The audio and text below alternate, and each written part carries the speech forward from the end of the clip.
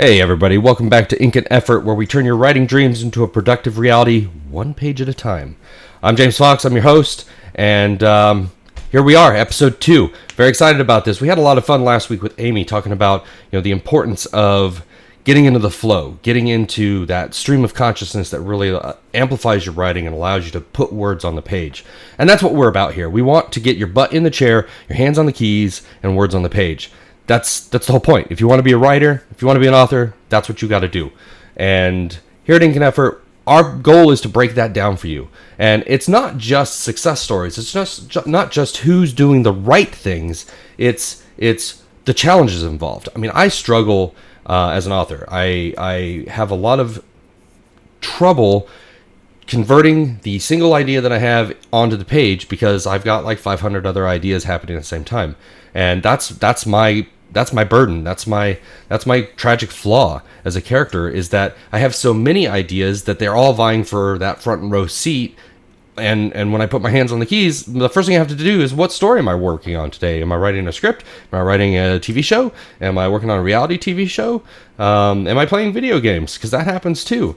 And that tumultuous kind of like storm cloud of creativity can actually cause more damage than is good. I bounce around between projects quite a lot, and I have found kind of a rhythm in that. Hey, I'm feeling funny today, I'm going to work on my comedy. Hey, I'm feeling dark today, I'm going to work on my psychological thriller. Hey, I'm normal, I'm going to be writing sci-fi, because that's my like, my current. That's my main current. So today our special guest is a very unique person who struggles mightily with the same kind of things that I struggle with.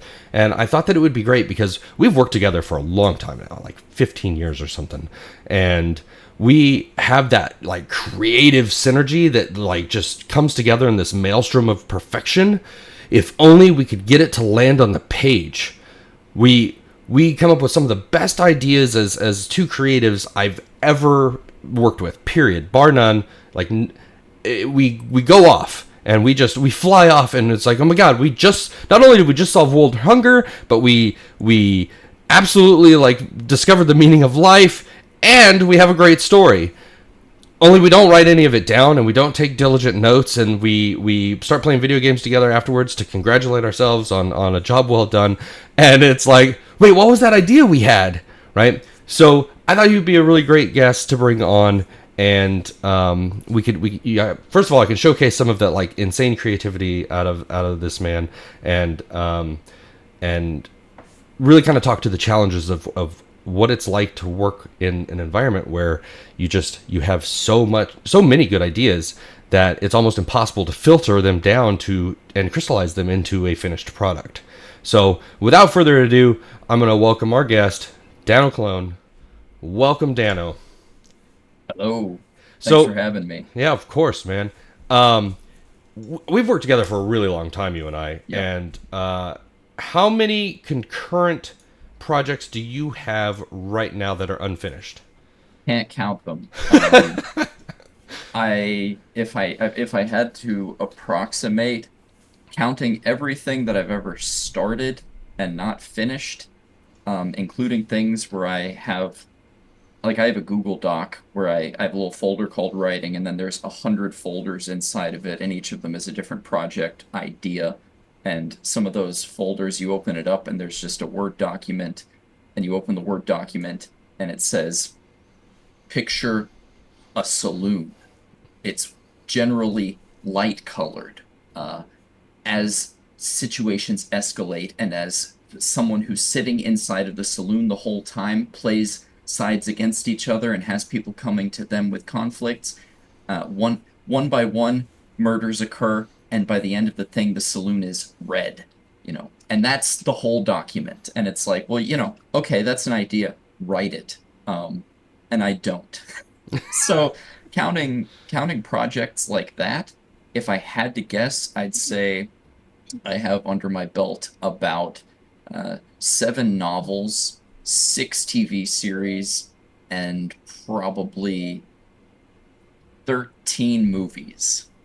As far as screenplays or novels or TV series pilot episodes that are within a reasonable approximation of being complete, maybe like one of each. Okay. And and I mean, like I said, we've worked together. I mean, you've been involved in the Soul project since almost its inception. Yeah. Um, and one of the things that I found with you is you're kind of a binge writer. You kind Hmm. of like build up these ideas for a long time, then you put this like self-imposed like come hell or high water deadline on yourself, and then just like vanish for 48 hours, and then come back with a finished screenplay, Yeah. or a mostly finished screenplay. Um, is that your process? Like, is that the way you like to do things, or is that just kind of like how it works out?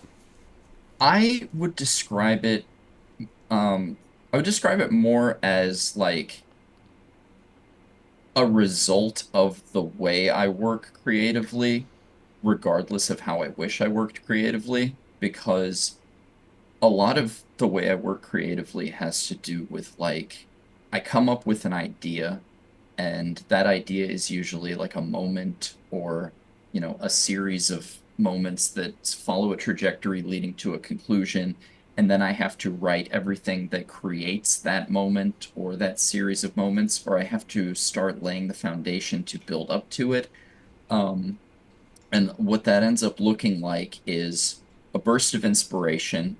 And if I can sit down and while that inspiration is happening, get everything down that I can, the more the better, because what ends up happening is as soon as that burst of inspiration is gone, I have nothing. And I'm frozen. And if I try to revisit the idea and going back to I the thing I said about the room is something that kind of popped into my head this morning. I was thinking about this podcast and I was thinking about projects that you and I have been talking about needing to do, and I was watching a fistful of dollars and thinking about a Western screenplay that I have been trying to squeeze out for, you know, months, and just haven't had a new idea for. And an idea popped into my head that was like, what if we take the Yojimbo story arc, which is my favorite narrative arc? I was thinking about this. I'm sure there's a word for what I'm talking about where it's like a piece of jazz that somebody composed it and now a bunch of other artists riff on it. Yeah, Anyway, I'm getting on a tangent, you're but okay. I was thinking about the Yojimbo arc, and I was thinking about how can you make it different? How can you change it? And I was like, well, we kind of had this approach to the Yojimbo arc where we're following the character as he goes from place to place. What if we follow one place as the characters move in and out of it? And anyway, the point is, I was thinking about that, and this idea popped into my head. I went and took a shower and started thinking about how can we build that? What does it look like? And got in my head probably what would end up being like 20 minutes into the movie, and then started thinking about the impending ecological collapse of the world and lost it. So, probably as soon as we're done recording this, I'm going to write down everything that I thought of, and then in 1, 2, 3 days, I'm gonna open up the file. I'm gonna be like, okay, how can we continue to build on this? And probably there will be nothing. And I will probably sit there going, come on, just get to this. Like, what comes next? How do I build on this? So And I think uh, it's interesting to say that like a lot of people struggle with this. A lot of creatives struggle with yeah, this kind of like overburden of ideas yeah, where you kind of get this like flashpoint of inspiration. You kind of sort out you know somewhere between 25 and 50% of the story, and then it kind of collapses. It kind of falls yeah. apart. Do you think that a routine would help? Like, is there like something that you wish you could deploy that as far as like a writing routine, like setting realistic goals, like Yeah. daily word counts, chapter milestones, self-imposed project deadlines that aren't like in 12 hours I will have a finished screenplay because I need to, right? Right. Do you think that would help you, or would you think that would break your process? I think the problem that we all have is that, of course, it would help, but the conditions to make that work vary so wildly, not just from person to person, but from day to day, hour to hour. And I think some people, those variations are less than others. And for those people, they're able to have a consistent routine. I think that a lot of our more successful writers in our world are people who are not as affected by those variations, and they can sit down and they can tell themselves for 8 hours a day, I sit down at my desk and I write. And the things that I write, I turn into work. And those are people like Stephen King, Ursula Le Guin, who wind up coming up with these tremendous bodies of work because they're able to, because they get to sit there and sit down and think and write, and it works for them. And then there are people like me who the variations are so wild. I have tremendous ADHD. Uh, I have all sorts of daily obstacles and situational hindrances. I that all these things come together, and even within my own brain, as I was saying, it's like I can make the effort to sit down and write. I can do that. The problem is sometimes nothing comes out because I rely so heavily on these flashes of inspiration and taking those flashes of inspiration and stringing things together to create a finished work. And I can't control those flashes of inspiration. No one can. Because if we could, we'd all just be popping all Right. day long. You know, oh yeah, I'd love to just have a giant epiphany every 15 minutes. Okay, let's do that. It doesn't work. Right. Um, Do you think that a routine can help create the situations where you can capitalize on those epiphanies when they happen? I Or do think you? to some extent, I Okay. have found that for me, something that works really well, but not like super consistently, but has given me some really good results, is those stupid writing prompts that you find on the internet where it's like, Yep. write write a story where someone's brother has broken their heart. And sometimes, and a lot of the time, I read those writing prompts and my brain has one of those big explosions of inspiration, and I think of half of a story based on that sentence. And I'm like, oh, great. And I write that story, and some cool stuff happens. But eventually, it always ends in the brick wall and the evaporation of the stream of ideas. And eventually, I wind up with a really interesting new scrap that ultimately, I think ultimately a lot of it works to my detriment because what I end up with is so many scraps that I just wish I could string together, and I take too many steps back and I see too much of a universe Yeah. of these ideas. And one of my more frustrating projects and more doomed ideas is a fantasy novel series that doesn't follow, two characters going through a series of situations.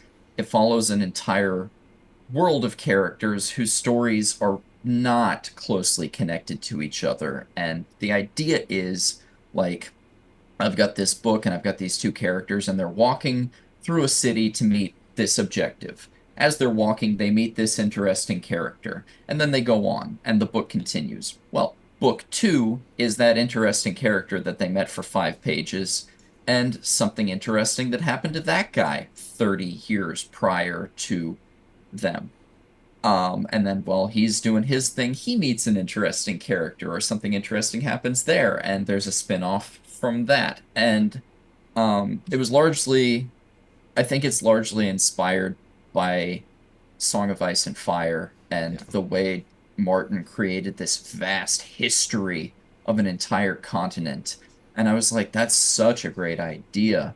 But I still feel like it's kind of limited to 12, main characters and then Yeah. 10,000 lesser characters. Yeah. And wouldn't it be just an ultimately sustainable idea to just have an infinite number of characters who you could follow on singular adventures, and some of those adventures tie together in multiple ways, and they all come into this bigger history, but it's too much. Yeah. It's too much, and I find myself overloading myself and being too frustrated with the huge amount of dots that I need to connect and just collapsing on myself. Yeah, yeah. That's, I And mean, I and you know, I think that's my biggest detriment other than ADHD. yeah. I mean, we all want to create big universes and big Yeah. worlds, right? I mean, that's part of why we do what we do. Yeah. So I think, I mean, I feel you. I mean, look at what I've done with the Soul Saga. I mean, Yeah. I have the same problem, right? It's Yeah. such a big world that I want to play in nonstop. Yeah. So I I think that one of the things that you and I have talked about over the years, I think we were both doing this for a time where we do the random internet writing prompts, and Yeah. then we free write in the morning. I know I still do that to this day. Every morning, that's how I start my day. I generate a random prompt on a story generator site, and they're wild, man. They're like Yeah. there are some things that I've written about that I was like, I don't even know what this word means. I've got to go up on Urban Dictionary and figure out what it means, and then I'm Yeah. like, oh my god, I'm gonna write a story about this. And then I free write until I can't anymore, and then I track. Well, I started tracking like how many words I do, and how long I sustainably write for. And I think that that's one of the things that you and I kind of have in common is we like to kind of mentally train ourselves to be creative, and we try to like brute force ourselves into that space by dropping something random in our lap. And maybe that's the ADHD that we share, where it's just like I can't sit down and just focus on the one thing that I need to do. I need to like look at this shiny thing over here until this distracts me, and then I can turn back to that and do that. So do you do any And kind of like progress tracking, or like, do you do any kind of like data collection on your writing, like what times you write, how much you write, how long you write for? I have in the past, because my wife turned me on to NaNoWriMo, and I really wanted to try NaNoWriMo because it seemed like something that might help me by structuring me. Um, and it kind of did. But I liked the fact that every day I would, you know, give it my total word count, and it would tell me this is how many words you wrote, and it would graph the words that I wrote.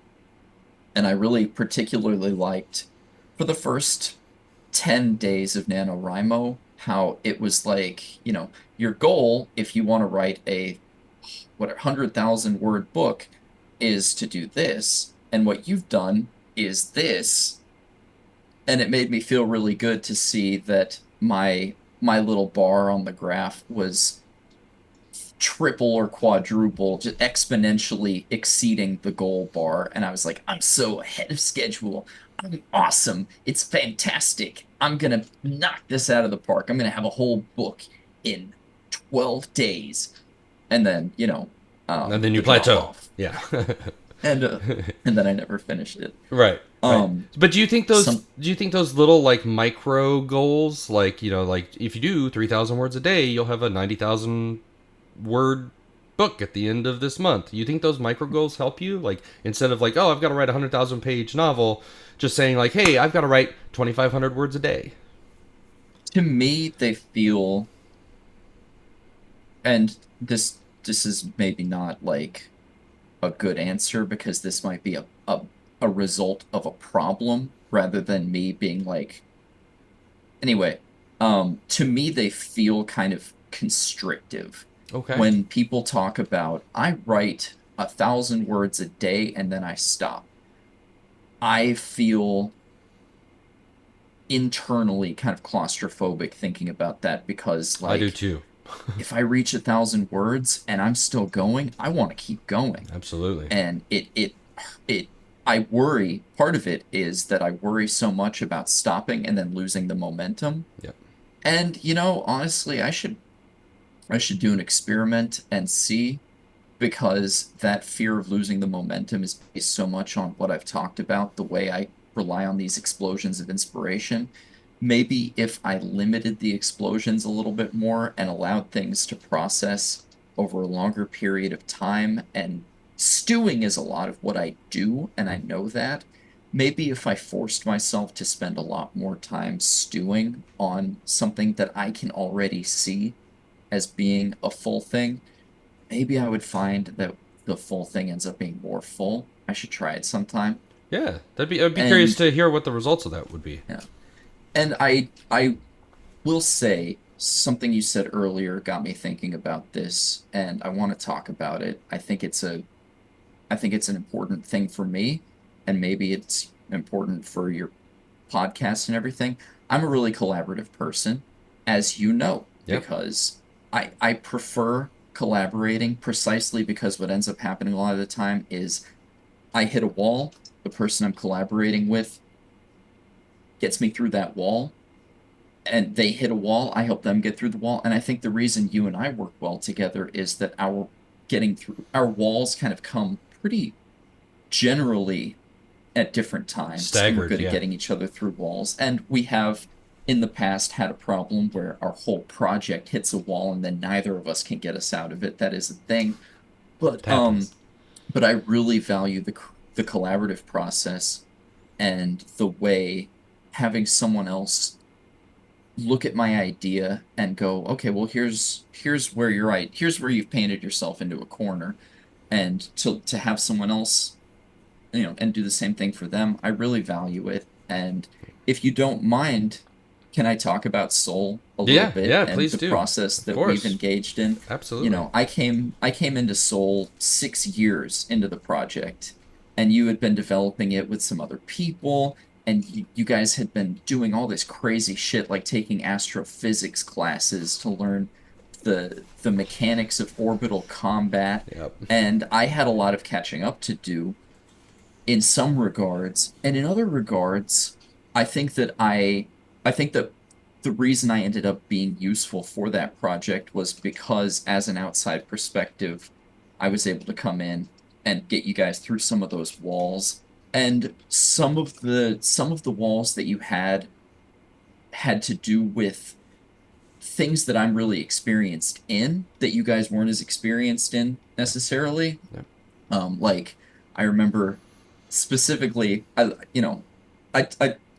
tell this story when I'm talking about Soul a lot because it's an interesting thing how Spaulding as a character, when you guys came to me with what you had written so far, Spaulding's character was a badass pilot, and that was him. Yep. And I was like, okay, what next? And you guys were like, we don't know. He's a badass pilot, and he's really cool. What can we do with him? And I found it really fun that my position then became, well, let's come up with as many like arcs for this character as we can, and see what sticks. And I really like the see what sticks method. I like to write variations on a theme, Yep. and you know, I think I would be a better staff writer than a showrunner because I'm really good at variations. But when I start trying to pick, I freeze up because I got to pick exactly the right one. I've got to pick the Right. right. It's that idea of like infinite possibilities, right? Like Yeah, if you're faced yeah, with infinity, yeah, I can't decide. I have to make a yeah, decision, and that's the one. yeah. Yeah. Yeah. And that's a lot of what I do is write the same scene 30 different ways. You know this because I always Yep. email you 30 different versions of a scene, and they can be wildly varied or they can be almost word for word the same, except Just like one little. this character's a little crankier in this one, and Yep. it kind of builds the scene in a different direction.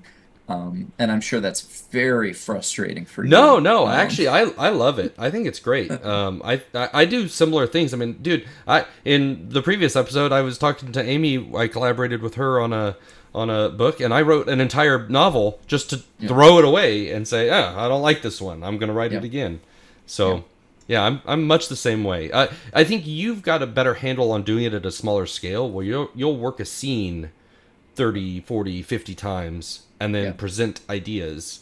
yeah, Um, and then usually we don't pick one, we pick like five of our favorites and we kind of mash them together into one, yeah, which I think one of the things that you have mastered is character voice. I think that Thank you you. really kind of drill into character voice in a way that is very unique, and that's probably part of your process, For or sure. it's a result of your process. In that you're not just making one character; you're making 50 variations of a character, literally instant by instant or scene by scene within your story, and then finding the path that weaves it together into a believable character, which is very unique, and very good. So I applaud you for that. Thank Um, you. and with Spalding in particular, it was like you were the one who was like, well, Lisa Colt and Spalding are, I mean, that I see chemistry there, and everybody was like, and we're talking about Soul, the TV pilot, which was Yeah. a highly collaborative kind of thing.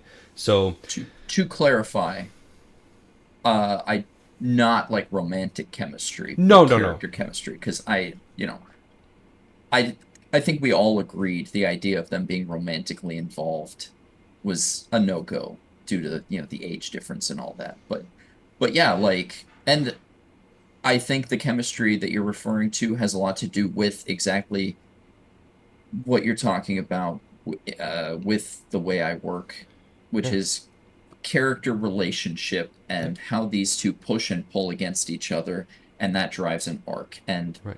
That like I healthy, unhealthy yeah, competition, yeah, respect, yeah, anger, yeah. resentment. Like very Yeah. complex emotions at play there. Um, am I allowed to talk about like scrapped arcs in the Soul universe or like things that were proposed that never happened? Because there's something What specifically? pertaining to this conversation that I'd like to talk What? about. I find very interesting, but Okay. that ultimately, well, I really liked the idea of the arc where Spalding and Colt are going off, and there's the question of like, are they going to side with the Protectorate or the Martian Rebel faction?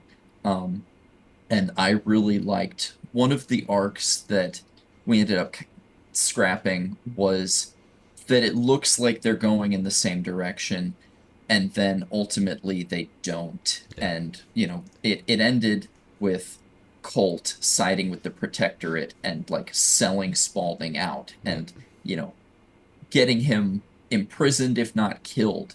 And I thought that was just the most tragic and wonderful direction those two characters could take. Yeah. And, ultimately we didn't go with it. I don't know if, as you continue writing the books, if you're going to get to that, the point where in the story where that was like a proposal. I don't know We'll what. get there. We'll definitely get to that area. I don't. I'm obviously not going to spoil anything, but I mean, everything in the Soul Saga universe is tragic at some Yeah, point. So, yeah, because that's just reality. yeah. But I think that the reason I'm bringing that up is that speaks a lot to uh, the character-driven, collaborative team writing Yep. that we're talking about, which is like, you know, one person sees the arc going this way, another person sees the arc not going that way. And is there a middle ground? Are there pieces that can be strung together? And like one person, the conclusion that ends up being reached is something that one person would never have landed on, and the other person would never have landed on. And that collaboration for someone like me is crucial Yeah. for that reason. Um, and I think that finding someone you work with in that way is crucial because I've tried to collaborate with a lot of people who I did not have that synergy with. Yeah. And I can't place what that X factor is that makes it work. I haven't yet figured that out, probably because it's a lot of different things. Yeah. You've been there for some of these failed collaborations Yeah. where the other person who we bring in on a project isn't even a bad writer, isn't even a bad person, isn't even a bad collaborator. It's just the way the direction they're going is incongruous with the direction we want to go, and there's no way to mesh them. Right. Um, I think a lot of that has to do with like life experience, right? Like, yeah, you know, you and I have experienced a lot of similar things, so that we can be presented with a situation and yeah, be like, oh, this is bad. This is all yeah, bad. This character yeah, needs to flee from the situation. The other characters, and the other writer might be like, why is it bad? I don't understand. Like, it's just, yeah, you know, a suitcase arrived on their doorstep. It could be full of money, and we're like, no, it's a bomb. 100% it's a bomb, yeah. right? So, yeah. And it might also be uh in a certain way like the cohesiveness of our neurodivergence, For sure. as our brains are seeing 100 different directions that the thing can go. Yeah. um, this other person's brain might be seeing 100 different ones or one different one. Right. But the important thing becomes that the directions they're seeing don't match at all with the directions we're seeing, and Yeah. that's a consequence of, like I said, different kinds of neurodivergence, Yeah. or Yeah. and your life experience, I think, comes into it, because we see like this is where this story is headed, and someone with different life experience goes, no, that's not where that story goes. It goes in Right. this way. What are you talking about? Right. I can't imagine the story going in the direction that you guys are going, so I'm kind of lost. Right. And that happens quite a bit actually in collaborations. Yeah. So And even, within individuals, I think, oh you yeah, know for sure. uh For I sure. I go, it has to go in this direction, and my brain goes, I don't see how. And I'm like, well, find a way to make it how. And my brain's like, no, I don't think so. Yeah. No, you know what you should write? You should write a different story about a different person. Right. You need a comedy. That's what Yeah, you need right now. yeah. Yep. Yep. This is too gritty. Write something funny. Right. Right.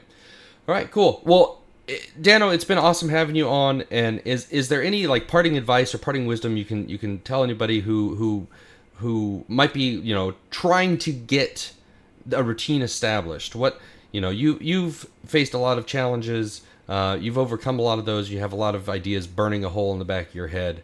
What parting wisdom would you throw out there? I when you asked me to be on this podcast, I knew this question was coming, and I really wanted to be able to answer it. And I think that some parts of my brain came up with an answer, and I can't remember them now. I Perfect. think ultimately, ultimately, I think the best thing that a person can do is, if you're stuck, find a different approach. And, I write something by myself and I get stuck, and I try a different approach to writing it and I get stuck. And eventually I start throwing it to other people and being more collaborative, and we get stuck. And,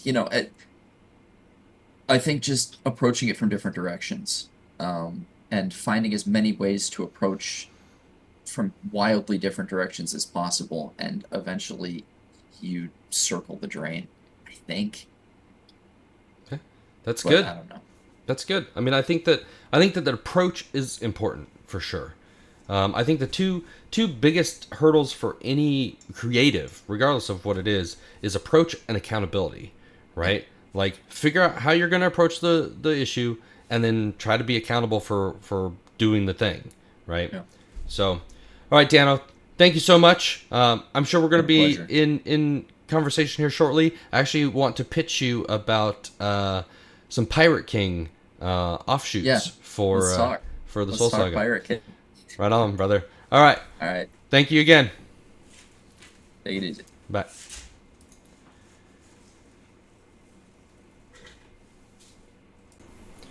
All right, so that was Dano Colon. I mean, you can see he and I work together so well because we're very similarly wired. You know, we didn't even talk about video games. I mean, one of the things that we share a lot of our time with is we pound the keys as hard as we can and we get stuck, and then it's like, let's go play some Rust. Let's go play some PAX Day. Let's go, play some Rocket League. And then we'll goof off for 30 or 40 minutes, take a little like mental break, and then one of us inevitably will be like, oh, I know how to fix it. And we dive off the game, we jump back into the project, and we rock and roll. I mean, I think that that's just the plight of the creative, right? It's just a matter of finding the way that you work, right? Your routine, and then once you have that routine, setting realistic goals. And a lot of the things that I think that setting goals can do for you is to avoid burnout, right? Like pushing an entire novel up a hill or a screenplay or whatever creative thing you're doing, it's a big lift. It's not easy. I mean, if it was easy, everybody would be doing it. So it, breaking it down into small bite-sized pieces and saying, hey, I'm going to do 3,000 words a day. I'm going to do 1,000 words a day, and making those goals how you get your dopamine hit, right? Just like Amy, like I'm not going to let myself eat until I get my 500 words in. I think but allowing yourself the flexibility to be creative, be in the moment, make words, but pick the projects. Maybe it's 100 words across 5 projects. I mean, that's a lot how I write, in that if I'm not feeling funny, I'll write sci-fi. So, I right now on this screen that I'm recording on right now currently, I have 6 different genres and mediums of projects open. It's nuts. I mean, I feel crazy half the time. So, it's about overcoming those challenges. Dano and I have faced some pretty impressive challenges together creatively, where projects were just spun completely out of control, and there were too many cooks in the kitchen, and we were the two that had our heads down, going, I just want to write, I just want to get this project done. And if we can overcome those things, then you can overcome the challenges that you're facing, and you can definitely get some words on the page. So, as always, keep writing, keep pushing, and remember, it's the ink and the effort that brings stories to life. Don't forget to subscribe, like, and follow us on social media platforms for more tips and inspiration. James Fox, thanks, and keep on putting words down.